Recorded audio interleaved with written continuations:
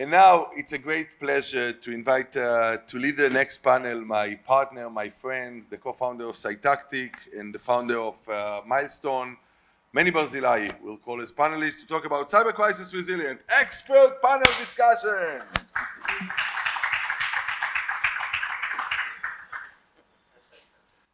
Thank you, everybody. Welcome to the Cyber Expert Panel. Are you ready? Are you ready? It seems like you didn't have breakfast today. Okay, perfect. I want to call to the stage the participants of the panel. I hope they are here. I hope that some of them are at least here. Yeah, just come, just join us. Just join us. Sadly, one of the participants couldn't come, but another one is supposed to be here, Aili. So he will arrive. He's just coming from another event at Cyber Week. So welcome, everybody. How are you? Yeah, perfect. Let's do a quick round of introduction. You'll start, and then everybody else in the audience. No, I'm just kidding. I'm just kidding. Don't get stressed. Working now? Yeah. Oh, yeah, perfect. So hi everybody, my name is Lior. I'm the CISO of Cognyte. I go back about 25 years in the industry, so lots of experience in cyber. Back to the days it was called information security. Hope to have a good discussion here about crisis management. If you are here, it's definitely going to be amazing. Thank you. Perfect. Next one. Hi, I'm Rafi. I'm the director of the incident response in the INCD, in the area about 8 years in the INCD, and before in another security Israeli. What is the INCD? Can you tell everybody who don't know? The INCD is the Israel Directorate of Cyber Defense, and it's the main team in Israel to deal with all the cyber by the government. Perfect. Yuval. Hi, thank you for having me. My name is Yuval, and I'm the CISO of Aidoc. Perfect. Guys, we're going to talk about, surprisingly enough, cyber crisis management. My first question to you is, how do you measure your cyber crisis readiness? How do you know that your company is a good place, or at least in a sufficient place compared to where you want to take it?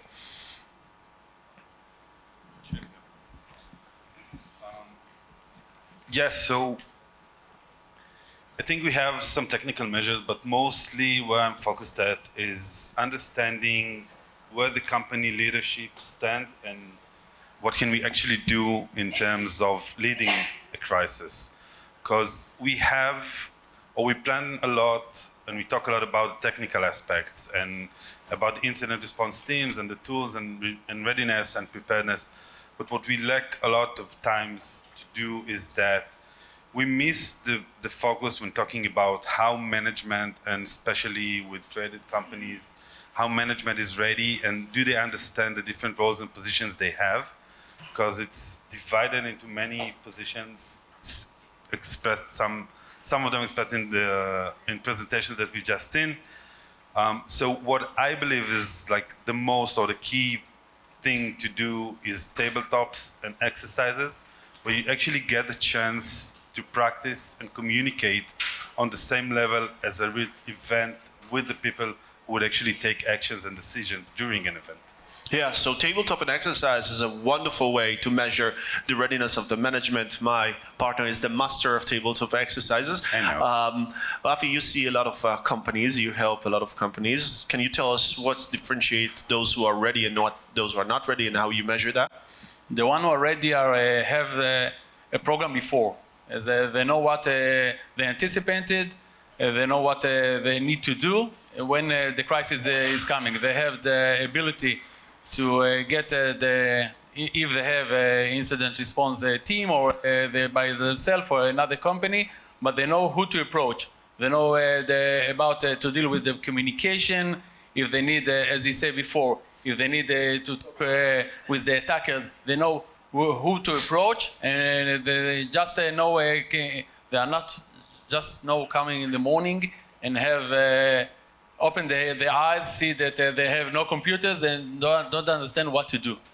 so they are prepared. So readiness. Yeah. Readiness. Yuval. How do you measure readiness in your organization?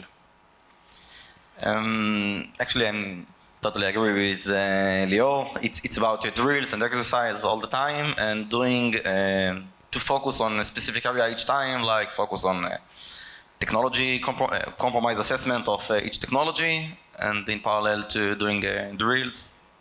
That's actually the main. Perfect. So I think we all agree that measuring your readiness is important to make sure that you're in the right position. As Nimrod said earlier, every company should assume that they will experience a cyber incident in the next 3 years. It's not 100% sure, but it's better to assume that you will experience an incident and be wrong than to assume you will not experience an incident and be wrong. So preparedness is important. So I want to build on what Rafi has said. And I absolutely agree.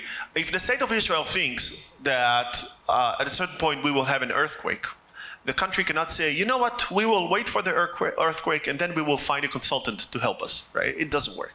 You need to prepare, you need to buy the tools, you need to make sure everybody is trained, you need to have plans, you need to have everything.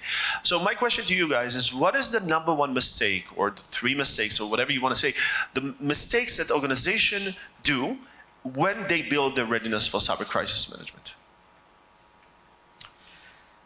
I think that we can actually focus on plan, where plan is actually stands for P for poor exercise, lack of L for lack of training, the team.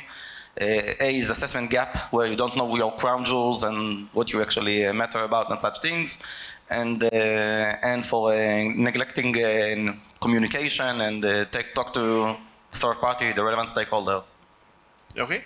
Rafi? I want to add neglecting the supply chain, because most of the attacks are coming from this area, and when you're neglecting this area, you will find yourself in a big surprise.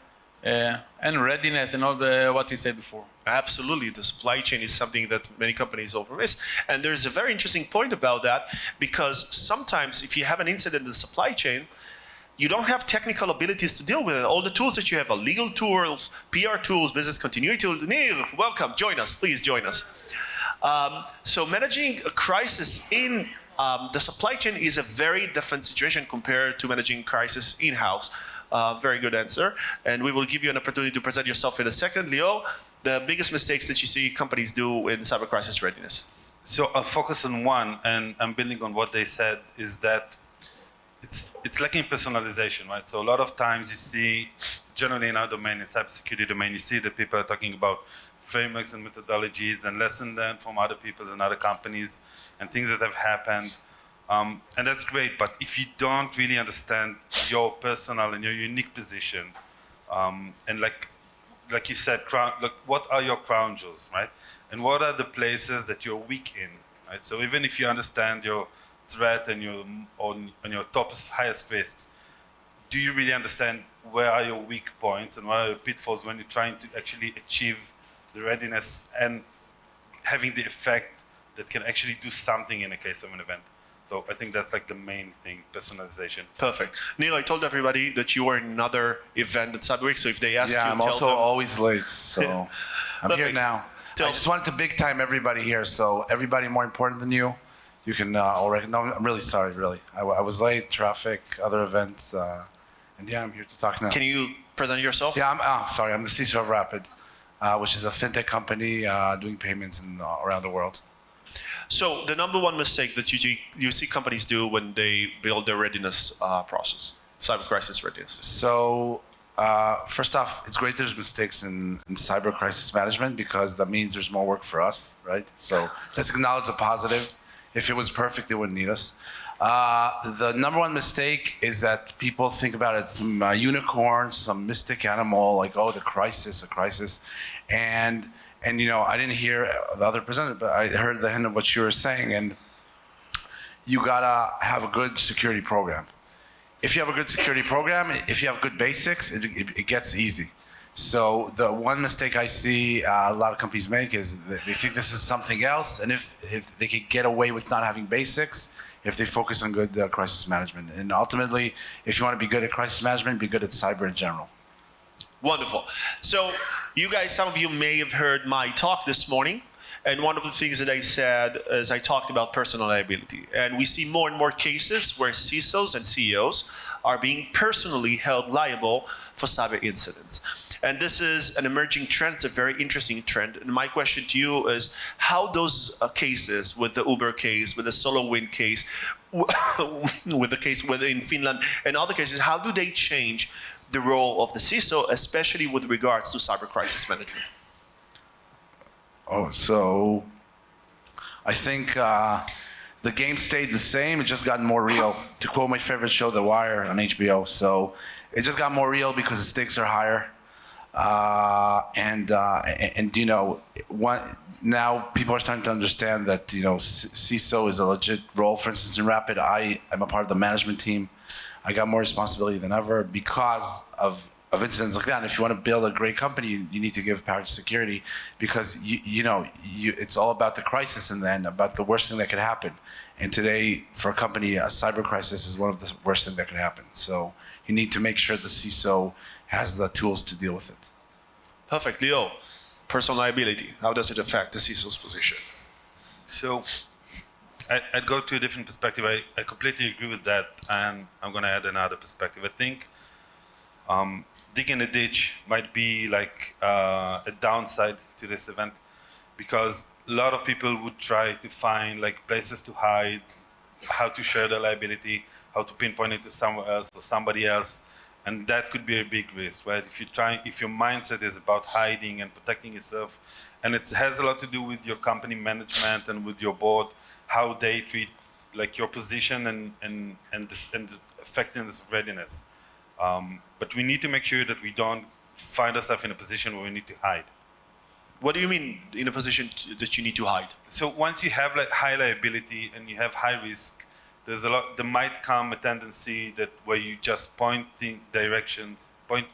into other directions your liability. So the CISO is doing so you try to dig yourself a ditch and say, shifting. it's not me, it's not under my responsibility, it's not my domain, I didn't do it, it was here when I came, right? So you need to do as a management, what you need to do is make sure that you give your people and your security management team enough power and enough support to do what they need to do and not feel afraid. If it comes down to insurance, to legal liability, money, whatever it needs. Okay, so support your information security people, make sure they have the insurance, make sure they have the legal so they support. don't find themselves in a position where they need to hide and where they need to transfer their liability to other places. Okay, perfect. Rafi. I think that the CISO must have the ability and all the resources to do his job. If you lack in this area of the resources, you cannot do what you want. So all the problems are coming to you, and then you need to hide. But you need to work through the board and get all the resources that you need to do your job. Okay, resources. Make sure you get the resources. I think that's one of the things that we start to adapt is to get a data-driven decision. It sounds maybe simple, but it's not in practice. Let's just take an example, I don't know, let's say a tech company, small medium. Probably most of them have a vulnerability scan or something like that. Some of them have something to deal with misconfiguration, and less have something to reveal credential leak or something like that. But Google research revealed that it's actually supposed to be vice versa, which because of password credentials that actually leak is 30 times bigger than vulnerability scanning, which means we don't need to respond from the stomach, but to respond from statistics and best practices and numbers. Guys, this is a dramatic moment where the CISOs are being held liable, and I think this will completely revolutionize the position of the CISO. It's true that we don't see it yet in Israel, but eventually it will become an issue in Israel and in other places as well, and we seriously need to think about that. The good side of liability is that we will be able to ask for more money to take this position, because if we take it with more liability. So my question to you now is, taking into consideration all the interesting and fascinating incidents that happened in the past few years. What is for you the number one incident, the thing that you think everybody should know about, and what is the thing that you learned from this incident? So I start. Why do I always start? Because I'm late? Is that like a punishment? Sorry for being late again. Please stop punishing me. I need to think. And you need to say it in rhymes. In rhymes. Yeah. A hopper popper cyber. Sorry. Hacker. Anyway, so the number one incident that affected me over the couple of years was the one I was involved in. So I was the head of security at NSO Group. They hacked cell phones. I used to be there. And they stole the Pegasus, which is no big deal, strongest cyber weapon ever created. And I was in charge of protecting that. So that's when I learned that you can never be prepared. And that's where I learned to have empathy to my fellow CISO. So every time I read about a cyber incident, I used to think like, what an idiot. How did that happen to him? What a moron. And now I think like, oh my God, that poor person, probably his management didn't listen to him.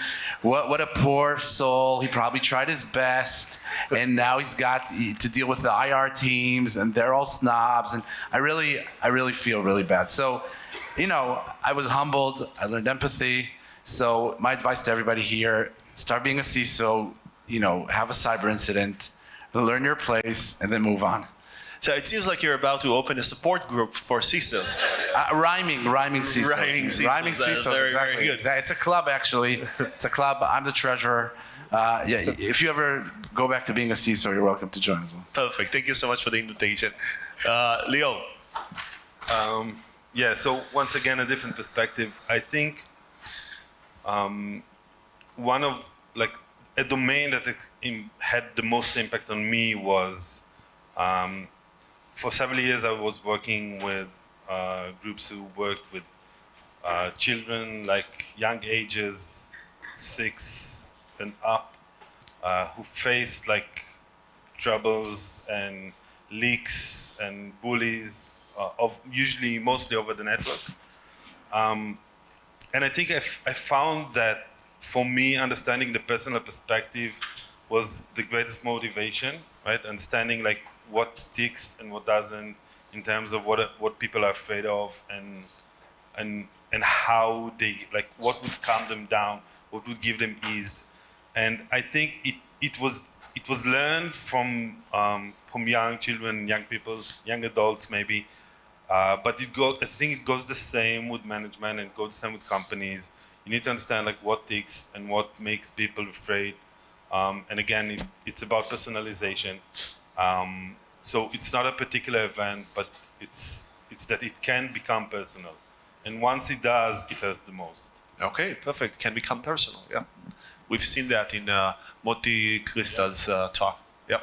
Yeah, I'm dealing with attacks. So the most important that I can see in the market is on 2020. We are talking on Shearbit. It's the first attack of the availability. And we can see what happened to a company that neglecting all the information security. And you can see what happened 4 years later, that there is no company. Yep. So this is the most important, I think, in Israel. But they were acquired. It's not that they They were acquired, yeah. But the main company is not working anymore. And this is the first attack in Israel that really attacker did and deleted information, not just stole information, but really deleted and in approach to create the damage. Okay, Shearbit, definitely an interesting incident. Originally, I thought about Equifax, but after I saw your presentation about Uber, and I strongly recommend everybody to look for in YouTube for many presentation about Uber incident. That's one of the biggest incident. Yeah, absolutely. That's a very interesting story to learn. Okay, we are almost up. My almost last question is, and I think Neil's position in that sense is a bit different because he's part of the management. But my question is, how do you navigate? How do you cultivate? How do you make the management who don't report to you, and you know that they have to take action in order to prepare for cyber crisis? The legal people, the CFO, the PR people, the business continuity people, and other people. How do you make them work on cyber crisis readiness when they don't report to you and you don't actually, in most cases, understand their field of expertise? So I got a cheat code here. It's called Brazilian Jiu-Jitsu. You can choke them and you can manhandle them. No, seriously, it's always the same thing. If you want to convince, you can't convince anybody of anything, especially if they're a senior.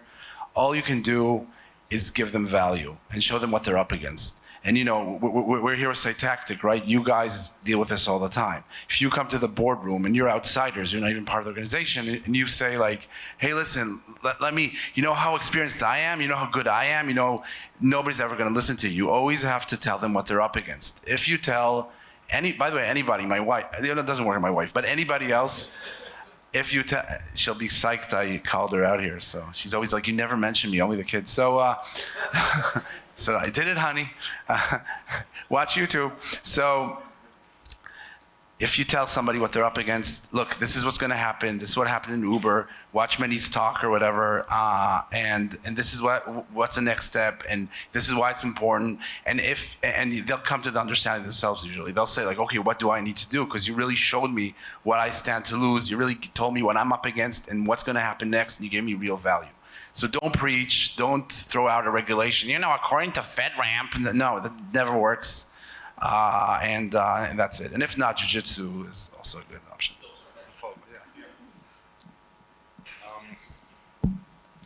So I think basically it's about peer impact or peer pressure for management, because as you said, most of the time we don't have, we're not in a position that we can make them apply, and even if we could, I'm not sure that we wanted to. And I think that the ability to talk to someone of your peer, like a peer of yours, in a similar rank or in a similar position in a different company, or maybe in a similar company, that can explain that has gone through something like that. Fortunately, for me, my management is quite knowledgeable in those domains. But I think talking to people who have been there and they are at your position, that's a great start.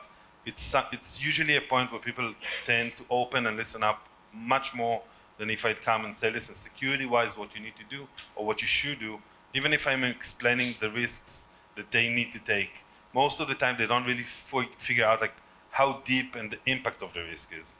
But when they learn it from their peers, it's different. Yeah, absolutely. Common practices, industry best practices. This is a very strong power to push the management into doing things. I also think that the examples are the best. So give them all the examples that you can reach.